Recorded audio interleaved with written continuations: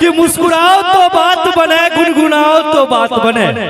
कि मुस्कुराओ तो बात बने, गुनगुनाओ तो बात बने। जिस सामने बैठे हो एक बार जोरदार ताली बजाओ तो बात बने। एक बार जोरदार ताली बजाओ तो बात बने। आओ बड़ा सुंदर गीत संगीत अपने लगाइन कल्पना मंडल जी के माध्यम से अखन सुन रहा है। संगे आशीर्वाद के दौर में छथि किशोर यादव जी।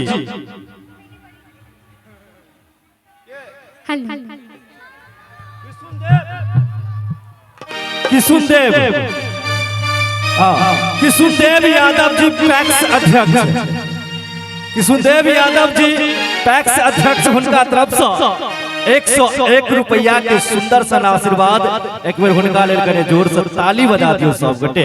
आओ पुनः मंच से प्रस्तुत छथि कल्पना मंडल के माध्यम से।